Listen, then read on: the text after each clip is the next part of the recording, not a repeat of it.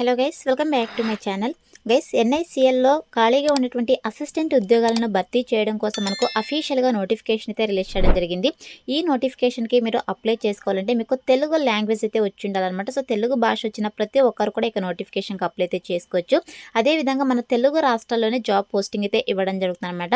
Guys, మనకు నెలకి 40,000 వరకు జీతం అయితే ఇవ్వడం జరుగుతుంది. అదేవిధంగా ఎక్కువ వేకెన్సీస్ అయితే ఉన్నాయి కాబట్టి సో మిస్ చేసుకోకుండా అప్లై చేసుకోవడానికి ట్రై చేయండి. ఎటువంటి ఎక్స్పీరియన్స్ కూడా అవసరం లేదు. సో మరి ఇక నోటిఫికేషన్ సంబంధించి కంప్లీట్ డీటెయిల్స్ అదేవిధంగా అప్లికేషన్ ప్రాసెస్ కూడా ఇదే వీడియోలోనే ఎక్స్ప్లెయిన్ చేస్తా కాబట్టి సో వీడియో అయితే ఇక్కడ స్కిప్ చేయకుండా ఎండ్ దాకా చూడండి ఫ్రెండ్. అండ్ అలాగే వీడియోలోకి వెళ్లే ముందు ఇంకా మన ఛానల్ని ఎవరైనా సబ్స్క్రైబ్ చేసుకోకపోతే సబ్స్క్రైబ్ చేసుకుని పక్కనే ఉన్న బెల్ ఐకాన్ అయితే యాక్టివేట్ చేసుకోండి. అండ్ అలాగే వీడియోకి ఒక చిన్న లైక్ చేసి సపోర్ట్ అయితే చేయండి ఫ్రెండ్స్. ఇంకా లేట్ చేయకుండా డీటెయిల్స్ అయితే చూసేద్దాం. గైస్, ఈ నోటిఫికేషన్ గవర్నమెంట్ ఆఫ్ ఇండియా కింద వర్క్ చేస్తున్నటువంటి the new India assurance company limited నుంచి రిలీజ్ అయిందనమాట. సో ఇక నోటిఫికేషన్ ద్వారా 500 అసిస్టెంట్ ఉద్యోగాలను అయితే భర్తీ చేస్తున్నారు. సో వివిధ స్టేట్స్లో ఖాళీగా ఉండేటువంటి యొక్క అసిస్టెంట్ ఉద్యోగాలను అయితే భర్తీ చేస్తున్నమాట. సో మనకు టోటల్గా 38 స్టేట్స్ అయితే వేకెన్సీస్ అయితే ఉన్నాయి. సో ఇక్కడ చూడండి, మనకు ఆంధ్రప్రదేశ్ అదేవిధంగా తెలంగాణలో కూడా వేకెన్సీస్ అయితే ఉన్నాయన్నమాట. కాకపోతే మీరు ఏ స్టేట్ నుంచి అప్లై చేసుకుంటున్నారో సో ఆ స్టేట్ యొక్క లోకల్ లాంగ్వేజ్ అయితే వచ్చి ఉండాలన్నమాట. గైస్, ఇక్కడ చూడండి, మనకు ఆంధ్రప్రదేశ్ వాళ్ళకి వచ్చేసి లోకల్ లాంగ్వేజ్ తెలుగు అయితే వచ్చి ఉండాలి. అదేవిధంగా తెలంగాణ వాళ్ళకి కూడా తెలుగు లోకల్ లాంగ్వేజ్ అయితే వచ్చి ఉండాలన్నమాట. సో తెలుగు వచ్చిన ప్రతి ఒక్కరు కూడా ఇక నోటిఫికేషన్కి అప్లై అయితే చేసుకోవచ్చు. మీకు ఫ్లూయెంట్గా తెలుగు చదవడం రాయడం కనుక వచ్చినట్టు ఇక నోటిఫికేషన్కి అప్లై చేసుకోవచ్చు అనమాట.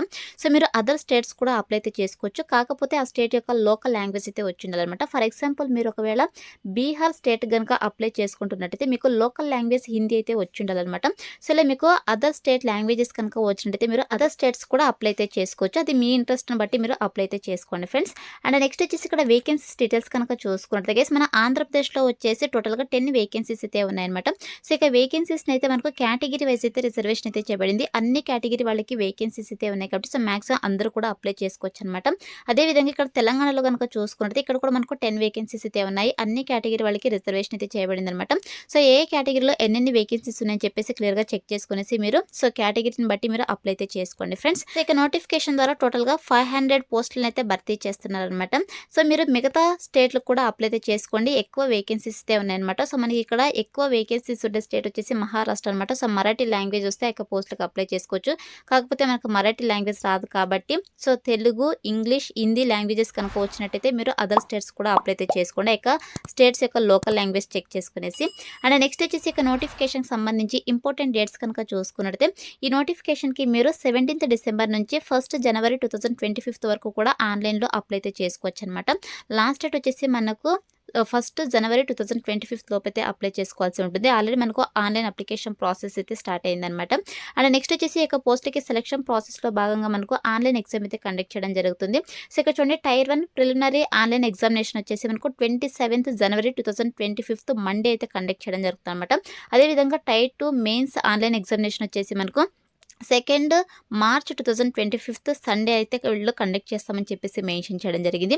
సో మనకు క్లియర్గా ఆన్లైన్ ఎగ్జామ్ డేట్స్ కూడా మెన్షన్ చేయడం జరిగింది కాబట్టి సో వితిన్ 6 monthsలోనే మీరు జాబ్లో ఉండేటువంటి అవకాశం అయితే ఉంటుంది కాబట్టి సో ఎక్కువ ఆపర్చునిటీని యూటిలైజ్ చేసుకోండి ఫ్రెండ్స్. అండ్ నెక్స్ట్ వచ్చేసి ఇక నోటిఫికేషన్కి ఇండియన్ సిటిజన్స్ ఎవరైనా అప్లై అయితే చేసుకోవచ్చు అనమాట. అంటే మన ఆంధ్రప్రదేశ్, తెలంగాణ 2 రాష్ట్రాల వాళ్ళు మెయిల్ అండ్ ఫీమేల్ క్యాండిడేట్స్ ఇద్దరు కూడా ఇక నోటిఫికేషన్కి అప్లై అయితే చేసుకోవచ్చు. అండ్ అలాగే గైస్, జాబ్ పోస్టింగ్ వచ్చేసి మనకు మన సొంత రాష్ట్రంలోనే జాబ్ పోస్టింగ్ అయితే ఉంటుంది అనమాట. సో ఆంధ్రప్రదేశ్ వాళ్ళకి ఆంధ్రప్రదేశ్లో, అదేవిధంగా తెలంగాణ వాళ్ళకి తెలంగాణలో అయితే జాబ్ పోస్టింగ్ అయితే ఇవ్వడం జరుగుతుంది అనమాట. అండ్ నెక్స్ట్ వచ్చేసి ఇక పోస్ట్కి అప్లై చేసుకోవడానికి ఏజ్ లిమిట్ కనుక చూసుకున్నట్టయితే 1/12/2024 నాటికి మీకు మినిమం 21 to మ్యాక్సిమం 30 years వరకు ఏజ్ వాళ్ళైతే అప్లై చేసుకోవచ్చు. As per central government rules ప్రకారం అప్పర్ ఏజ్ రిలాక్సేషన్ కూడా వర్తిస్తుందని చెప్పేసి మెన్షన్ చేయడం జరిగింది. సో ఎస్సీ ఎస్టీ క్యాండిడేట్స్కి వచ్చేసి 5 years వరకు, ఓబీసీ క్యాండిడేట్స్కి వచ్చేసి 3 years వరకు, పీడబ్ల్యూడీ క్యాండిడేట్స్కి వచ్చేసి 10 years వరకు అప్పర్ ఏజ్ రిలాక్సేషన్ అయితే వర్తిస్తుంది అనమాట. సో ఇక ఏజ్ కూడా మీరు ఇంక్లూడ్ చేసుకునేసి అప్లై అయితే చేసుకోండి ఫ్రెండ్స్. అండ్ నెక్స్ట్ వచ్చేసి ఇక పోస్ట్కి అప్లై చేసుకోవడానికి క్వాలిఫికేషన్స్ కనుక చూసుకుంటే ఇక్కడ చూడండి, గ్రాడ్యుయేషన్ ఇన్ ఎనీ డిసిప్లిన్ అని చెప్పేసి మెన్షన్ చేయడం జరిగింది. సో మీ దగ్గర ఎనీ డిగ్రీ క్వాలిఫికేషన్ కనుక ఉన్నట్టయితే ఇక నోటిఫికేషన్కి అప్లై అయితే చేసుకోవచ్చు. నార్మల్ డిగ్రీ పాస్ అయినటువంటి సర్టిఫికేట్ ఉంటే చాలు మీరు ఇక నోటిఫికేషన్కి అప్లై అయితే చేసుకోవచ్చు. అదేవిధంగా మీకు 10th కావచ్చు, లేదంటే ఇంటర్లో కావచ్చు, లేదంటే గ్రాడ్యుయేషన్ లెవెల్లో ఇంగ్లీష్ వన్ ఆఫ్ ది సబ్జెక్ట్గా ఉండాలని చెప్పేసి మెన్షన్ చేయడం జరిగింది. సో ఖచ్చితంగా వన్ ఆఫ్ ది సబ్జెక్ట్ అయితే కంపల్సరీగా ఉంటుంది కాబట్టి సో డిగ్రీ క్వాలిఫికేషన్ ప్రతి ఒక్కరు కూడా ఇక నోటిఫికేషన్కి అప్లై అయితే చేసుకోవచ్చు. ఎటువంటి ఎక్స్పీరియన్స్ కూడా అవసరం లేదనమాట. ఫ్రెషర్ క్యాండిడేట్స్ అయితే అప్లై చేసుకోవచ్చు. అండ్ అలాగే ఇక్కడ చూడండి, మీకు లోకల్ లాంగ్వేజ్ అయితే సో చదవడం, రాయడం, మాట్లాడడం అయితే అయితే వచ్చి ఉండాలని చెప్పేసి మెన్షన్ చేయడం జరిగింది. సో మన ఆంధ్రప్రదేశ్ తెలంగాణ వాళ్ళకి వచ్చేసి ఖచ్చితంగా తెలుగు చదవడం రాయడం మాట్లాడడం అయితే వచ్చి ఉండాలన్నమాట. సో తెలుగు ఫ్లూయెంట్గా కనుక వచ్చినట్లయితే మీరు యొక్క నోటిఫికేషన్కి హ్యాపీగా అప్లై అయితే చేసుకోవచ్చు గైస్.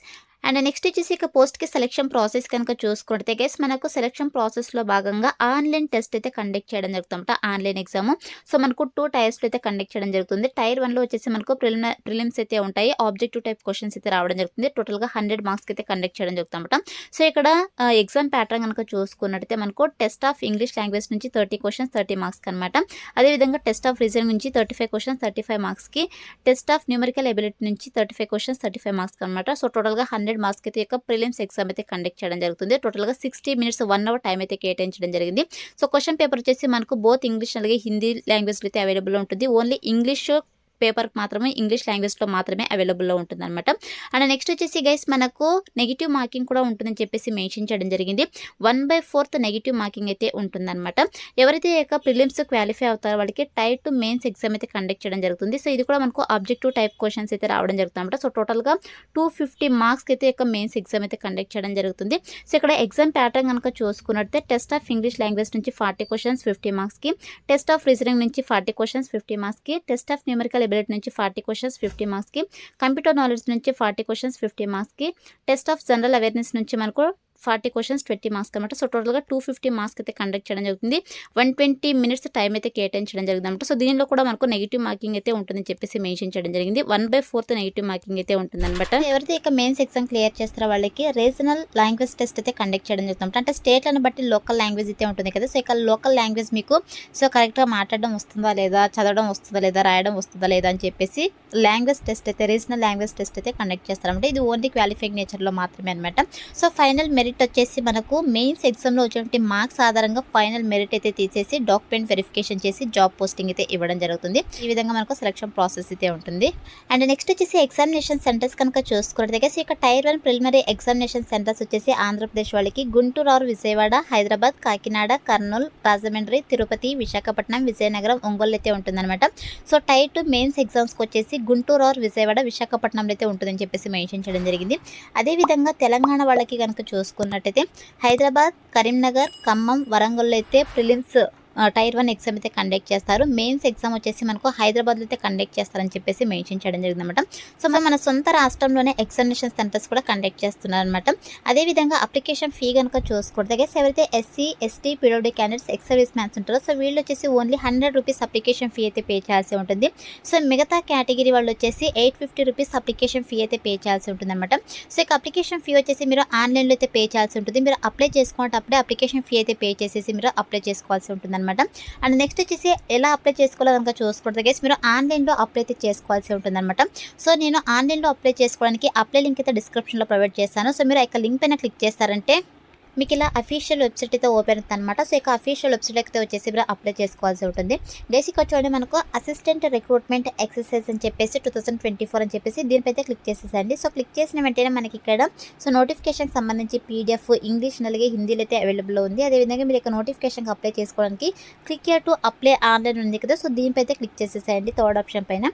సో క్లిక్ చేసిన వెంటనే మీకు నెక్స్ట్ ఇంటర్ఫేస్ అలా రావడం జరుగుతుంట. సో ఇక నోటిఫికేషన్కి సంబంధించి సో మనకి ఇంపార్టెంట్ డేట్స్ అయితే ఉన్నాయి, ఇక్కడ మీరు క్లియర్గా చెక్ చేసుకోవచ్చు. సో ఇక్కడ ఆల్రెడీ మీకు లాగిన్ డీటెయిల్స్ కనుక ఉన్నట్టయితే మీరు రిజిస్ట్రేషన్ నెంబర్, పాస్వర్డ్ ఇచ్చేసి క్యాప్చా ఎంటర్ చేసి సబ్మిట్ చేసి మీకు అప్లికేషన్ ఫామ్ని సబ్మిట్ చేయొచ్చు. లేదు ఫస్ట్ టైం కనుక అప్లై చేసుకుంటున్నట్టయితే ఇక్కడ click here for new registration ఉంది కదా. Click here for new registration పై అయితే క్లిక్ చేసేసేయండి. సో మీకు ఇలా రిజిస్ట్రేషన్ ఫామ్ అయితే రావడం జరుగుతుంది. సో మీ యొక్క బేసిక్ ఇన్ఫో తర్వాత వచ్చేసి ఫోటో అండ్ సిగ్నేచర్ అయితే అప్లోడ్ చేయాల్సి ఉంటుంది. మీ యొక్క డీటెయిల్స్ తర్వాత మీ యొక్క డీటెయిల్స్ అన్నీ కూడా రివ్యూ చేసుకోవాల్సి ఉంటుంది.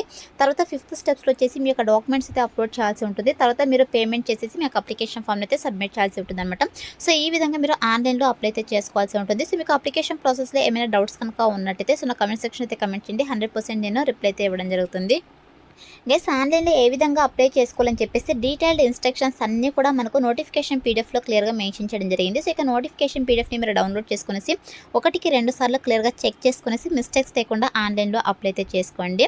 సో ఇక నోటిఫికేషన్కి సంబంధించి ఇంపార్టెంట్ లింక్స్ అన్ని కూడా డిస్క్రిప్షన్లో ప్రొవైడ్ చేస్తాను. సో అక్కడ నుంచి మీరు డైరెక్ట్గా ఆన్లైన్లో అప్లై అయితే చేసుకోండి ఫ్రెండ్స్. సో ఇది ఫ్రెండ్స్ ఇవాళ వీడియో. మరొక మంచి వీడియోతో మళ్ళీ కలుద్దాం. Thank you.